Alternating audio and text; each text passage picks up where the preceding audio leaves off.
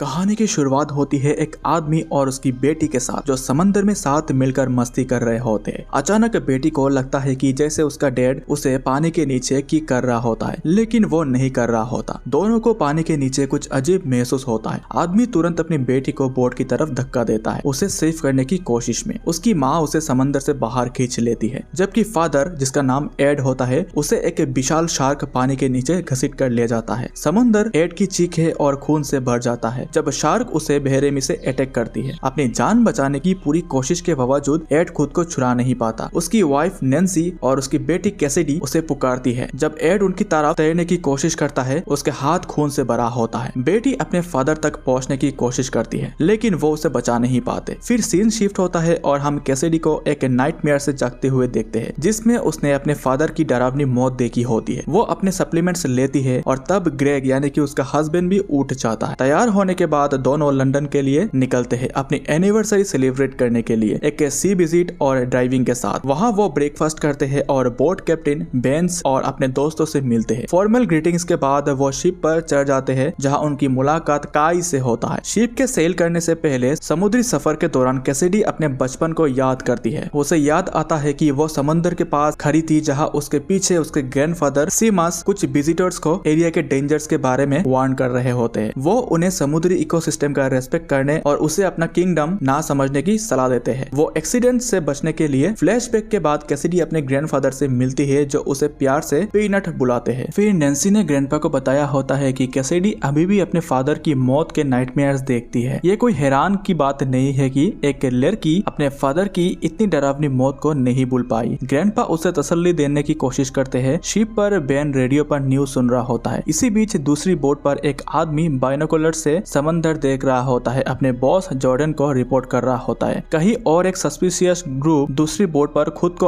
Arm कर रहा होता है और अंडर वाटर शिपमेंट के बारे में बात कर रहा होता है। वो जॉर्डन की बोट को अपनी तरफ आते देख लेते हैं। ग्रुप खुद को डिफेंड करने के लिए तैयार हो जाता है, लेकिन जॉर्डन उसने ब्राउन शुगर यानी कि ड्रग्स खरीदने की बात करता है। फिर इधर ग्रुप भागने की कोशिश करता है, लेकिन जॉर्डन अपने आदमियों को फायर करने का ऑर्डर देते हैं और उन्हें मार देता है। फिर वो उनकी बोट का ट्रेकर ले लेता है। शिप पर कैसिडी के ग्रैंडफादर उसे कंफर्ट देने के लिए वीडियो कॉल करने की कोशिश करते हैं, लेकिन रेंज से बाहर जाने से पहले ही फोन की बैटरी खत्म हो जाती है। लेकिन इधर जो ग्रैंडफादर उसे तसल्ली दे रहे होते हैं अब खुद परेशान हो जाते हैं, लेकिन नैन्सी उन्हें शांत करती है और याद दिलाती है कि कैसिडी अपने हस्बैंड के साथ है और अब वो बच्ची नहीं रही। इसी बीच शिप पर कैसिडी समंदर की लहरें को देखते हुए ख्यालों में खो जाती है। ग्रेग उसके पास आता है और उसे साइड में ले जाता है। जब कैसिडी शार्क केज देखती है तो वो खुद घबरा जाती है। उसे याद आता है कि उसे प्रॉमिस किया गया था कि ट्रिप में शार्क्स का कोई लेना देना नहीं होगा। कैसिडी और ग्रेग के बीच में बहस हो जाती है, लेकिन बेंस बीच में आकर कैसिडी को शांत करता है। वो समझाता है कि केज सिर्फ ड्राइवर्स को नीचे भेजने के लिए है और एक्स्ट्रा पैसे कमाने के लिए यूज होता है। कैसिडी अपने बचपन में ग्रैंडफादर की बात याद करती है, जब वो समुद्री मॉन्स्टर्स के नाइटमेयर से परेशान रहती थी। इसी वजह से वो स्विमिंग से डरती थी, लेकिन उसके ग्रैंडफादर ने उसे हिम्मत दी थी। उनकी बातें याद करके कैसिडी मोटिवेट होती है और ग्रेग के साथ डाइविंग करने का फैसला करती है, जो एक एक्सपीरियंस्ड गोल्ड ड्राइवर है। अब सवाल यह है कि क्या कैसिडी अपने डर को हरा पाएगी या फिर अपनी फोबिया का शिकार बन जाएगी। कैसिडी, ग्रेग, पायरी और इट्सारा डाइविंग के लिए तैयार होते हैं। वो खुशी खुशी साथ में समंदर में उतरते हैं। कैसिडी और ग्रेग एक डूबी हुई शिप एक्सप्लोर करते हैं और गोल्ड कॉइन्स ढूंढ लेते हैं। इसी बीच पायरी और इट्सारा पास में तैर रहे होते हैं और एक शार्क को अपनी तरफ आते देखते हैं। वो जल्द से शिप के अंदर छुप जाते हैं। शार्क उनका पीछा नहीं कर पाता। जब शार्क चली जाती है और पायरी और इट्सारा बाहर निकलते हैं, लेकिन शार्क वापस आ जाती है और सीधा उनकी तरफ बढ़ती है। लेकिन पायरी और इट्सारा गलती से बाहर निकलकर मौत को बुला लेते हैं। शार्क तेज अटैक करती है और पायरी का हाथ काट लेती है। पायरी चीखता है और खुद को छुड़ाने की कोशिश करता है, लेकिन उसका खून समंदर में फैलने लगता है। शार्क उसे जख्मी करके निकल जाती है। सबकी चीखें सुनकर कैसिडी और ग्रेग मदद के लिए दौड़ते हैं। पायरी का खून समंदर का रंग बदल देता है। शार्क अपने किंगडम में आजादी से घूम रही होती है। सब मिलकर पायरी को बाहर निकलते हैं, उसे शिप पर लेकर चेक करते हैं। वो क्रिटिकल कंडीशन में होता है, उसका हाथ कटा होता है और वो खून की उल्टी कर रहा होता है। इट्सारा उसके पास बैठ कर रोती है। काई एक और शिप को आते देख लेता है और बेन को बताता है। जॉर्डन अपनी शिप पर आता है। बेन उसे पायरी के बारे में बताता है। जॉर्डन परमिशन लेकर शिप पर आता है और सबसे मिलता है। इंट्रोडक्शन के बाद वो पायरी को चेक करता है, जो अपनी आखिरी सांस सांस ले रही होती है। जॉर्डन शार्क की बात करता है लेकिन कहता है कि व्हाइट ब्रीड शार्क यहाँ नहीं हो सकती। वो उसके माइग्रेशन और वार्म वाटर्स का लॉजिक देता है। वो अपने पेंडेंट दिखाता है और अपनी ब्रेवरी जताता है, लेकिन उसकी बकवास के बीच में पायरी मर जाती है। हेल्प करने के बजाय जॉर्डन सिर्फ शो ऑफ कर रहा होता है। पायरी की मौत कैसिडी को उसके फादर की याद दिला देती है। उसे अपने ग्रैंडपा की बात याद आती है कि विजिटर्स किसी और के किंगडम में होते हैं। जॉर्डन और बेन बात करते हुए दूर चले जाते हैं। ग्रेग जॉर्डन को थैंक्स बोलता है और सबके बिहेवियर के लिए सॉरी बोलता है। जॉर्डन बातचीत शुरू करता है और कहता है कि सब लोग उनसे भागने की कोशिश कर रहे थे। बेन्स डिफेंड करता है कि वो सिर्फ अपने दोस्त को बचाने की कोशिश कर रहे थे, लेकिन जॉर्डन जिद्दी रहता है और कहता है कि जो उन्होंने देखा है उसके बारे में चुप रहे। कैसिडी आती है और ग्रेग एश्योर करता है कि वो कुछ नहीं बताएगा, लेकिन जॉर्डन को यकीन नहीं होता। वो अपने आदमियों को सबको मारने के लिए ऑर्डर देता है। बेन बीच में आकर डील ऑफर करता है। यही जॉर्डन का असली प्लान सामने आता है। वो उनका गियर यूज करना चाहता था क्योंकि उसके डाइवर्स मर चुके हैं। उसकी नजर शार्क केज पर पड़ती है। वो उसे अपने सामान निकालने के लिए यूज करना चाहता है। जॉर्डन बेन पर गान टान देता है क्योंकि वो माना करता है। कैसिडी को शक होता है कि जॉर्डन ड्रग्स छुपा रहा है और उसका शक सही होता है। कैसिडी समझ जाती है कि केज इतना वेट नहीं उठा सका। या तो उसका लूट आएगा या उसके आदमी, क्योंकि समंदर में खूनी शार्क्स भी हैं। कैसिडी जो एक ओशनग्राफर है खुद डाइव करने का ऑफर देती है। जॉर्डन के लोग इस प्लान को मान जाते हैं। जॉर्डन भी इम्प्रेस होता है। ग्रेग साथ जाना चाहता था लेकिन जॉर्डन उसे शिप पर रहने को कहता है। कैसिडी क्रेट्स की लोकेशन पूछती है। जॉर्डन उसकी नॉलेज से इम्प्रेस हो जाता है जो उसने अपने ग्रैंडपा से सीखी होती है, और यही इंस्पिरेशन उसे मेरीन बायोलॉजिस्ट बनने के लिए मिली थी। डाइव से पहले सब उसकी डिसीजन का वेट करते हैं क्योंकि वो नहीं चाहते थे कि वो डेंजर में पड़े। कैसिडी अपने डर और दोस्तों के बीच में फंसी होती है। क्या वो सक्सेसफुल होगी या शार्क्स का शिकार बनेगी? कैसिडी केज में समंदर के नीचे जाती है। नीचे पहुंचकर उसे ग्रैंडपा की बातें याद आती है और इधर कुछ शार्क्स केज के आसपास घूमने लगती है। कैसिडी घबरा जाती है लेकिन शांत रहती है। शार्क्स थोड़ी देर बाद चली जाती है और इधर कैसिडी चुपके से केज से बाहर निकलती है और ग्रेग शिप पर से काई को कॉइन्स देता है जो उसने ढूंढे थे। सब कैसिडी के लिए टेंशन में देख रहे होते हैं और इधर ग्रेग उसे वापस खींचना चाहता था, लेकिन जॉर्डन कहता है कि पहले ड्रग्स लाओ। कैसिडी क्रेट्स को रोप से बांधने लगती है। शार्क उसकी मूवमेंट को नोटिस कर लेती है। एक शार्क तेज रफ्तार से उसकी तरफ आती है और कैसिडी जल्दी से केज में वापस चली जाती है और शार्क्स केज पर अटैक करने लगते हैं और ऊपर पूरे सिस्टम जोर से हिलने लगता है। बेन्स और ग्रेग केज को ऊपर खींचने लगते हैं। जॉर्डन उन्हें रोकने की कोशिश करता है लेकिन बेन्स नहीं मानता। शार्क्स लगातार अटैक करते रहती है। एक शार्क रोप काट देती है और एक क्रेट गिर जाता है। कैसिडी सरफेस पर पहुंच जाती है और इधर जॉर्डन उसे क्रेट चेक करने को कहता है, लेकिन कोई नहीं सुनता और फिर उनसे लाइसेंस मांगने पर वो वायलेंट हो जाता है और सबको मारने का ऑर्डर देता है। चाओस में काई को गोली लग जाती है और इधर ग्रेग इंजन स्टार्ट कर देता है और इधर कैसिडी और इत्सारा डाइव के लिए रेडी होती है। बेन्स काई को बचाने की कोशिश करता है और जॉर्डन काई को मार देता है और इधर बेन्स उस पर अटैक कर देता है। जॉर्डन उसे भी मार देता है। बेन्स भागने की कोशिश करता है और एक आदमी उसका पीछा करता है और बेन्स उसे मार देता है और वो खुद शार्क का शिकार बन जाता है। उधर कैसिडी इत्सारा को समझाती है लेकिन वो नहीं सुनती और नीचे चली जाती है। जॉर्डन बेन्स को फिर गोली मार देता है और इत्सारा शार्क्स का शिकार बन जाता है। कैसिडी गहराई में उतरती है और तैरने लगती है। एक शार्क उसकी तरफ आती है और तभी उसे ग्रैंडपा की बात याद आती है कि डर का सामना करो। कैसिडी गॉगल्स हटाती है और वो शार्क की आंखों में देखती है और उसकी तरफ तैरती है और वो अपने फादर को याद करती है और अपने ग्रैंडपा की बात को याद करती है कि समंदर डेंजरस है लेकिन तुम्हारा भी है। और ये सोचकर कैसिडी शार्क को टच करती है। शार्क शांत हो जाता है और चली जाती है। कैसिडी बाहर निकल आती है और ये अजीब है कि प्यार से मॉन्स्टर भी शांत हो सकता है। अगर डर दिखाओ तो वो तुम्हें मार देगा। कैसिडी वापस आती है और जॉर्डन उसे गोल के बारे में पूछता है, लेकिन कैसिडी काई की लाश देखकर शॉक हो जाती है। ग्रेग बोट से गन लेकर आता है और वो ली को मार देता है और फिर वो जॉर्डन का सामना करता है और जॉर्डन गन छोड़ देता है और इधर वो